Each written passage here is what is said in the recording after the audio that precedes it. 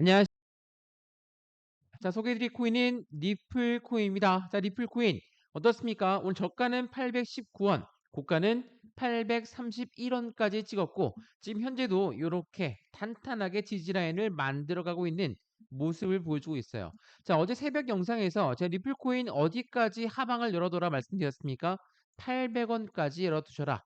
라고 말씀을 드렸죠. 자, 어제 날짜 뭐 800원 정확하게 저점을 찍고 다시 올라가는 그 부분에서 뭐 기분 좋을 수는 없습니다. 뭐 맞췄다고 좋다라는 게 아니라 800원 라인을 다시 한번 지지를 받는다. 근데 이 라인을 보고 매도 시점을 잡아야 되겠다라는 분들이 엄청나게 많았던 그 부분을 기억한다면 좋은 융부 소식은 아니죠.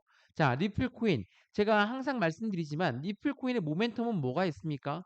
CBDC라는 디지털 화폐에 대해서 중추적인 역할을 하고 있는 게 리플 코인이다. 또한 코인과 코인의 송금 시스템을 구축하고 있는 부분에서 계속적으로 발전 속도, 확장성이 높아질 수밖에 없다라고 이 강점 중에 강점을 먼저 말씀을 드렸죠. 물론 대외적인 이벤트로 SEC가 시장을 여전히 압박하고 있고 항소를 하겠다, 뭐 하겠다, 아직까지 액션을 취한 건 없지만 이러한 부분들이 시장을 계속 압박하고 있다라는 게 아무래도 전체적인 시장 상황을 안 좋게 보여주고 있죠. 근데 오늘 날짜로 니플 코인 재차 상승력을 보여주고 있는 이유는 뭘까? 자, 니플 코인의 홈페이지를 보시면 제가 여러 번 말씀드렸지만 여기에 강력한 고객사들이 쭉 나열되어 있습니다. 어떠한 고객사들입니까? 바로 글로벌 은행권들이 니플 코인과 손을 맞잡고 있는 파트너사들이 쭉 나와 있는 부분이거든요. 뭐 SABB, SCB, SBI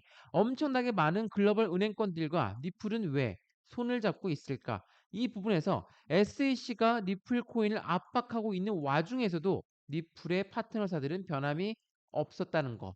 우리나라 제1금융권 또한 리플에 해당되는 고객사로 되어 있다라는 거. 이거를 다시 한번 강력하게 체크해 보시면 확실한 리플 코인 수익권을 가져가는데 도움이 되겠죠. 자, 오늘 이 부분을 먼저 중점적으로 말씀을 드리면서 리플 코인이 어떻게 움직임을 가져갈지 그 부분 말씀을 다시 한번 드릴 거니까 오늘 영상은 무조건 끝까지 보시는 걸 추천드리겠고요.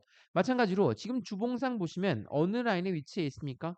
가장 강력한 저항 구간을 뚫으려고 하는 모습을 계속적으로 보여주고 있어요. 그럼에도 불구하고 1000원을 다시 맞고 떨어졌으니까 또한 900원을 맞고 다시 내려왔으니까 우리는 이 리플 코인을 버려야 되겠다. 이렇게 생각하시면 절대 안 됩니다. 강력한 모멘텀들이 이렇게 존재하고 있는 그 부분에서 우린 리플 코인 어떻게 수익권을 가져가야 될지 900원을 이탈했다고 해서 800원을 터치했다고 해서 매도 시점을 잡는 게 아니라 확실한 추가적인 매수와 신규 매수 시점을 잡는 게 더욱더 중요할 수밖에 없다라는 거 다시 한번 체크하시면 좋을 것 같고요.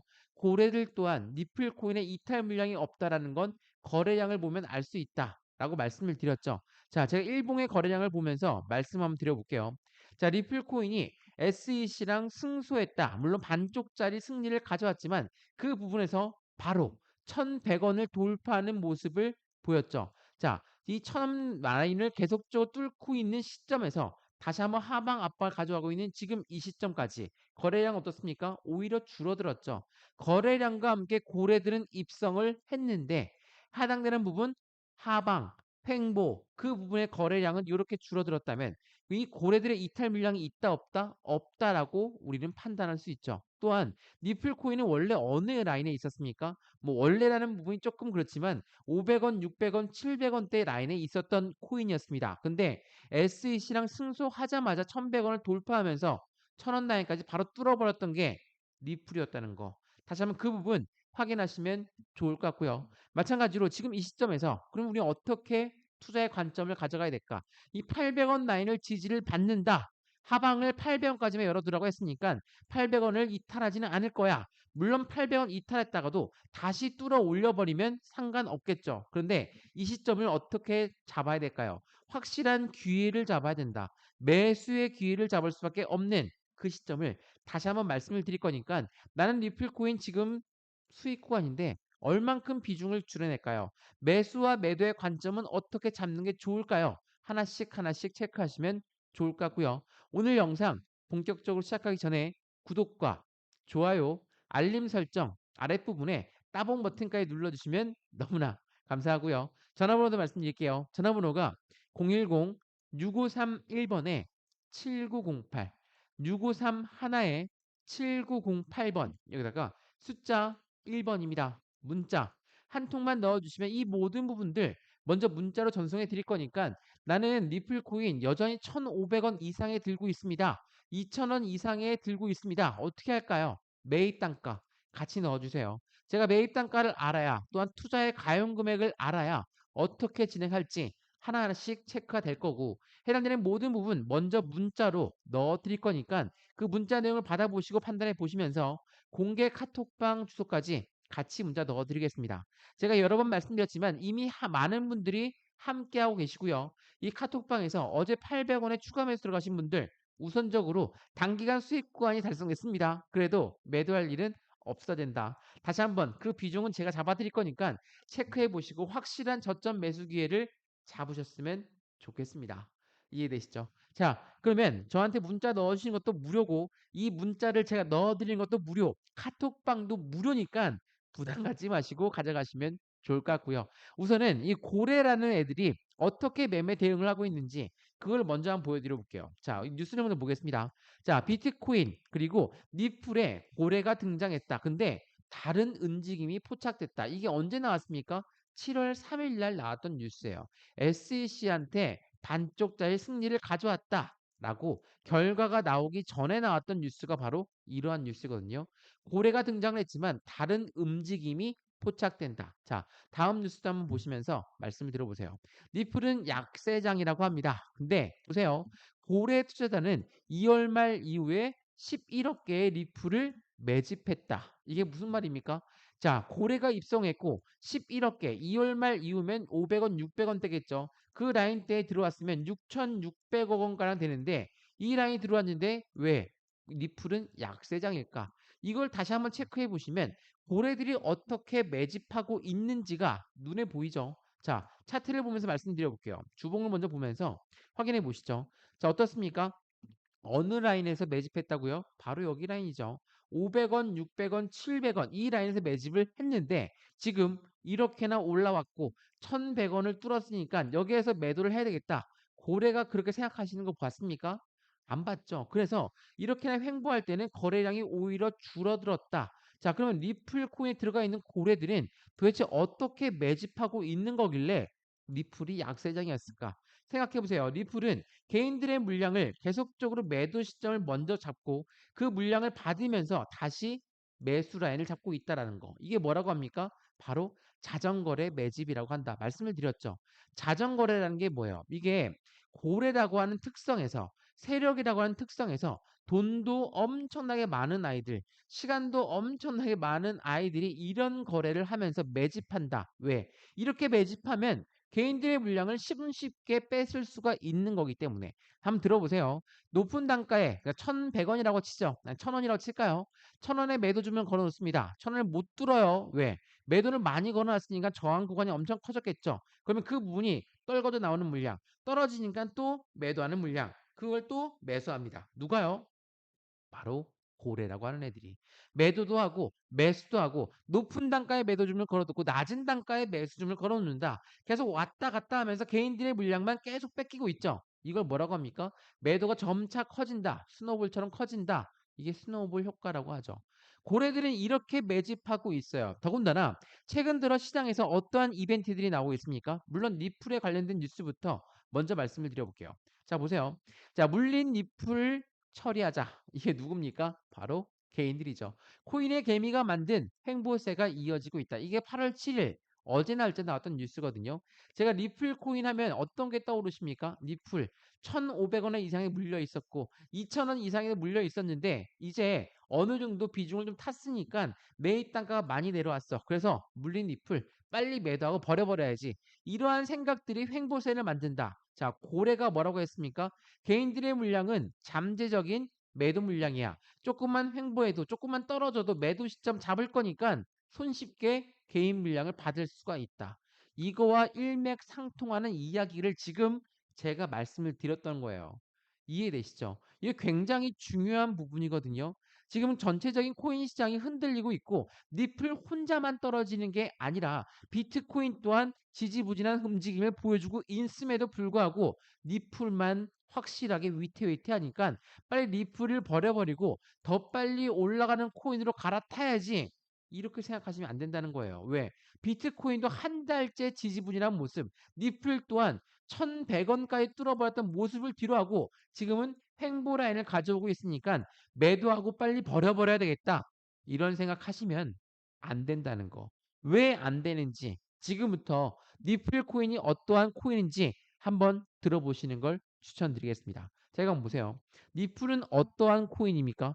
니플은 CBDC라는 디지털 화폐에 대해서도 또한 코인과 코인의 송금 시스템에 대해서도 구축하고 있다는 게 니플이라고 말씀을 드렸죠. 자, 제가 이걸 한번 설명 한번 해드려 볼게요. CBDC가 뭡니까? CBDC는 디지털 화폐예요. 우리가 사용하고 있는 종이 지폐, 동전 이제 이용 안 하죠. 벌써부터 신용카드만 이용하고 있는데 이 신용카드를 넘어서 디지털 화폐로 넘어간다. 그러면 국경 간 거래, 우리가 달러를 송금할 때 아니면 다른 나라의 화폐를 송금할 때 이 스위프트가 필요한데 그 부분에서 리플이 중추적인 역할을 하고 있는 게 바로 현재 리플의 모습이라는 거. 그래서 SEC가 리플 판결에 항소를 한다 하더라도 결과는 절대로 못 뒤집을 거야.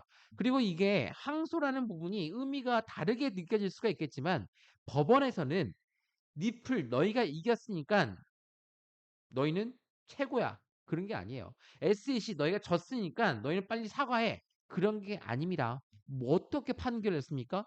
리플과 SEC 너희 빨리 합의해. 합의하라는 부분이 판결 내용이었어요. 그럼 뭡니까? 이렇게나 쉽게 항소를 해서 환경 뒤집고 해당되는 그 부분이 중요한 게 아니라는 거. 다시 한번 체크하시면 좋을 것 같고요. 코인과 코인의 송금 시스템이 뭡니까? 자, 러시아를 예를 들어 볼까요? 러시아가 우크라이나 전쟁하고 있죠. 그래서 서방 국가들이 러시아를 엄청나게 견제했어요. 그래서 러시아의 루블, 러시아의 화폐를 이용 못하죠. 그래서 러시아는 어떻게 했습니까? 나 국경 간 거래해서 코인을 거래할 수 있게 해줄게. 이렇게 이야기했어요. 이 말인즉슨 제가 비트코인을 들고 있어요. 근데 이더리움을 결제를 해야 된대요. 비트를 팔고 이더를 사는 게 아니라 비트에서 이더리움으로 송금만 하면 되겠죠. 누가 한다고요? 리플이 한다는 거. 제가 말씀드렸던 이 두 가지의 모멘텀이 리플의 새로운 매수 기회를 지금 단가에 적용하고 있다는 거. 다시 한번 확인을 해보시면 앞으로 시장이 더욱더 커질 수밖에 없겠다라는 게 이해가 되시죠? 자, 그러면 리플코인 어떻습니까? 어제 날짜로 800을 터치했지만 다시 끌어올려져서 828원, 829원 왔다 갔다 하고 있는데 다시 한번 825원 터치할 수 있습니다. 825원 터치한다고 해서 절대로 매도할 일이 없어야 되겠죠. 다시 800원 근처로 간다 해도 매도할 일이 없어야 되겠죠. 왜? 지금 시장이 흔들리는 거는 리플 혼자 흔들리는 게 아니라 전체적인 코인 시장의 변동성이 나와주고 있는 지금 시점에 같이 나오는 거니까 절대로 혼동되시면 안 됩니다. 모멘텀이 손실난 게 없다라는 게 더욱더 중요할 수밖에 없다라는 거 체크하시면 좋을 것 같고요. 여기 오른쪽에 나인데 단가들이 나와 있습니다. 이 단가가 목표가입니다. 아닙니다. 지지와 저항 구간을 체크해 놓은 거고 이 라인을 통해서 확실하게 지지를 밟고 상승력이 높아진다면 더욱더 추가적인 수익 구간이 커질 수밖에 없다라는 거 체크하시면 좋을 것 같습니다. 이해되시죠? 자, 아직까지 구독과 좋아요, 알림 설정 안 눌러주셨으면 지금 다시 한번 따봉 버튼까지 눌러주시면 제가 다음 영상 제작에도 아주 큰 힘을 얻거든요. 힘을 주셨으면 좋겠습니다. 또한 전화번호 말씀드릴게요. 전화번호가 010-6531번에 7908, 6531에 7908번 여기다가 숫자 1번입니다.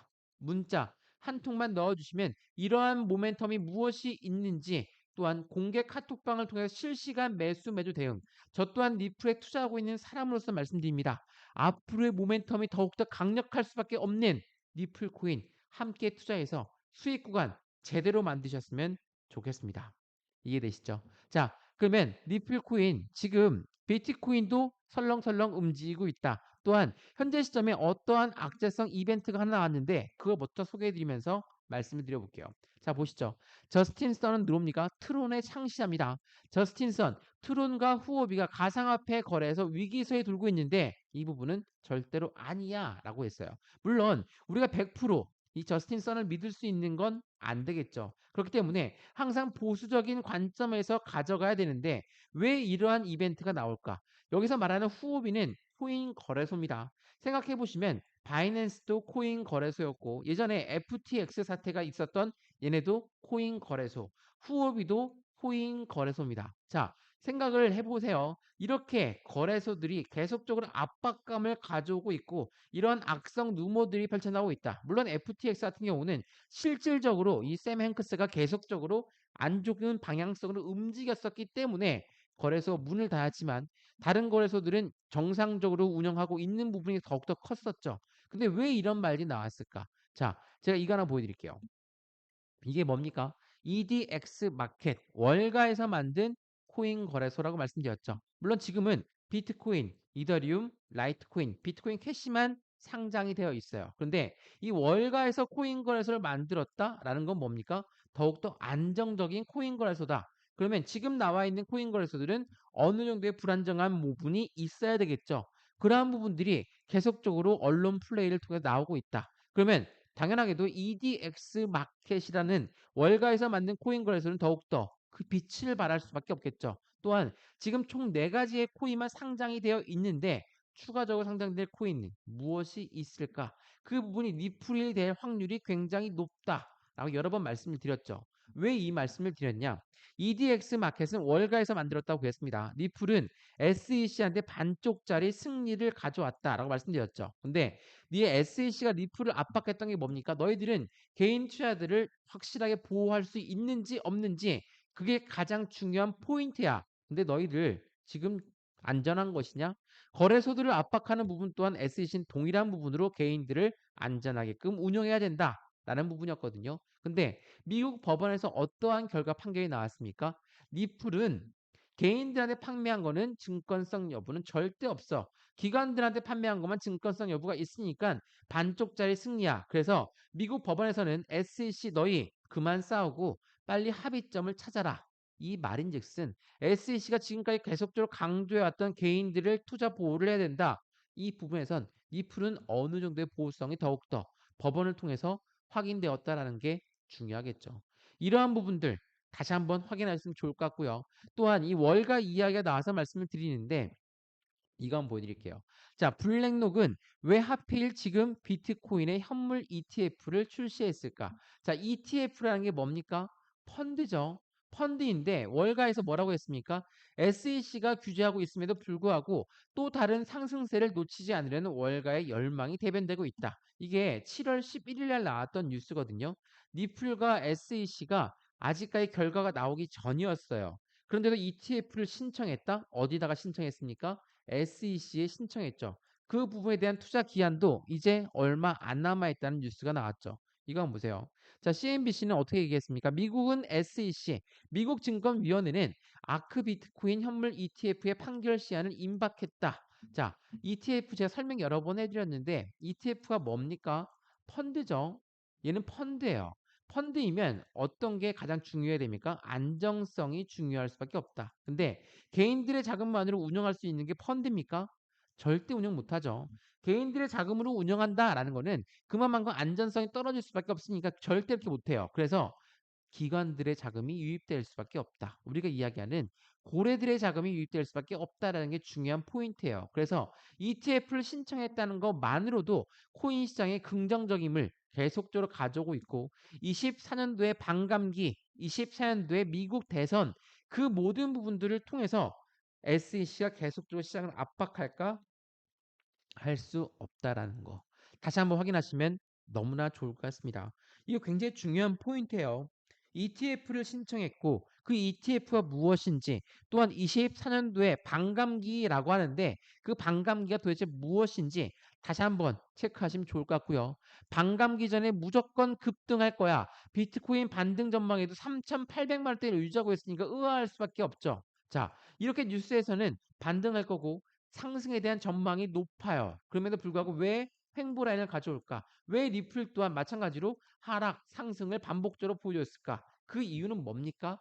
반감기가 오기 전에 이런 기관들, 기업들, 우리가 이야기하는 고래라고 하는 세력들은 낮은 단가에 매수하고 싶겠죠. 막 올라가는 것도 다시 떨어뜨린 다음에 여기서 매수하고 다시 또 올려버리는 게 이 기업 기관, 이 고래라고 하는 아이들이다. 이건 주식 거래를 오래 봐서 아실 거고 코인 거래를 오래 봐서 분명히 아실 거예요. 그러한 아이들이 고래라고 하는 아이들입니다. 절대로 개인적일 수가 없어요. 그러니까 개인 투자자를 위할 수 없다라는 거. 다시 한번 그 부분 체크하시면 좋을 것 같고요. 마찬가지로 현재 비트코인은 CPI를 주시하면서 29K 제자리를 갖고 있다. CPI가 뭡니까? 바로 소비자 물가 지수입니다. 소비자 물가 지수가 왜 중요할까요? 금리의 연결관계가 커서 그렇죠. 자, 이거 아직까지 모르시는 분이 혹시 있으면 다시 한번 들어보세요.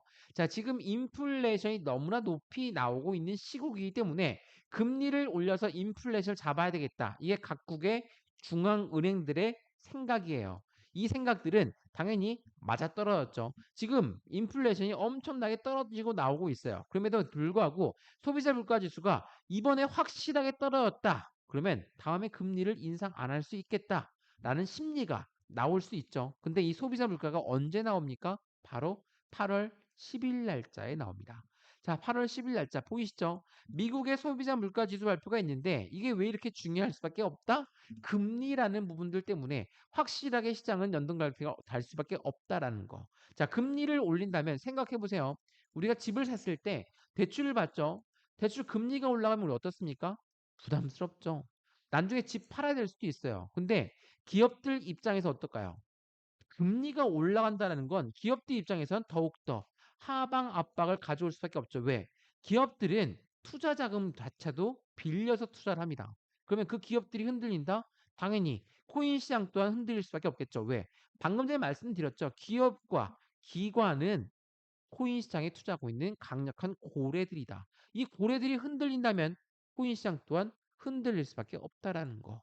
다시 한번 그 부분 정확하게 판단하시면 좋을 것 같고요. 마찬가지로 24년도에 뭐가 있다고 했습니까? 대선이 있다고 했죠. 지금 미국 상원 의원이 뭐라고 얘기했어요? 자, 법원에서 니플 판결에 관련해서 의회가 상정된 가상화폐 입법안과 방향성이 같다. 이게 뭡니까? SEC, 너희가 코인 시장을 압박하고 있지만 왜 압박하는지 이해할 수가 없어. 그래서 의회에서도 상정된 가상화폐 법안은 법원과 이의미한 바가 크다. 방향성이 같다라는 거. 이게 7월 18일 나왔던 뉴스거든요. SEC를 비판하고 나섰던 미국 상원 의원. 미국에는 상원과 하원이 있습니다. 이 두 가지가 아이들이 왜 이렇게 이야기하고 있을까? 24년도에 뭐가 있다고 했습니까? 미국 대통령 선거가 있어요. 대선이 있죠. 이게 왜 중요할 수밖에 없습니까? 우리나라에 대선한다 생각해 보세요. 대통령이 바뀝니다. 그러면 후보들 어떻습니까? 엄청나게 여론전 펼쳐내죠. 어떤 여론전 나오고 있습니까? 보세요. 미국 대통령 선거의 후보들은 가상자산 공약을 여론전에 펼쳐내고 있고 거듭되는 증권성 논란 속에서 대선 결과에 규제가 영향을 미칠 것이다. 1년 남은 미국 대통령 선거. 지금 바이든 미국 대통령 또한 SEC 너희가 하는 부분을 계속적으로 놔둘 것인가? 아니면 여론이 악화되기 전에 어느 정도는 꼬리를 잘라낼 것인가. 그게 중요하다는 거죠. 어느 정도의 감이 오시죠. 지금 이게 전체적인 코인 시장에 우리가 투자하고 있는 리플 코인에 나와 있는 사실이라는 거. 다시 한번 그 부분 체크하시면 좋을 것 같습니다. 자, 오늘 영상이 좀 길었습니다. 근데 리플 코인이 앞으로 어떻게 움직일지를 명확하게 판단하신다면 지금 이 시점에서 우린 매도할 일이 없어야 되겠죠. 1100원 돌파했던 거 1000원 돌파했던 거 아쉽죠. 지금 이 가격 떨어졌으니까. 근데 생각해 보세요. 불과 한 달 전만 하더라도 600원대, 700원대 있었던 게 니플이었습니다. 단기간으로 접근했든 중장기로 접근했든 코인은 발전할 수밖에 없는 것이고 그 안에 니플 코인의 확실한 모멘텀은 계속적으로 빛을 발할 거니까 눈부신 상승력 같이 함께 보시면 좋을 것 같고요. 지금처럼 가장 좋은 매수 기회 비중을 어떻게 잡아낼까? 그리고 나는 매수와 매수 타점을 어떻게 잡을까? 확실한 수익 구간은 어떻게 만들면 좋을 것인가? 하나씩 확인하시면 좋을 것 같고요. 아직까지 구독과 좋아요, 알림 설정, 따봉 버튼 아직 안 누르셨으면 다시 한번 눌러주시고요. 이거 무료라고 말씀을 드렸죠. 저한테 큰 힘을 주는 거니까 체크 한번 해보시고요. 마찬가지로 전화번호 말씀드릴게요. 전화번호가 010 6531번에 7908, 010-6531에 7908번 여기다가 숫자 1번입니다.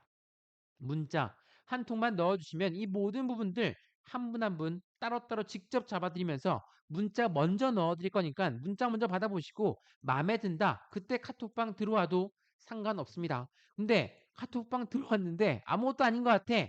다시 나가도 상관없으니까 확인해 보시고 확실한 수익권을 같이 만들어 가시면 너무나 좋겠습니다. 이해되시죠? 자, 오늘 영상은 여기까지입니다. 언제나 성공적인 투자 정말 진심으로 기원합니다. 감사합니다.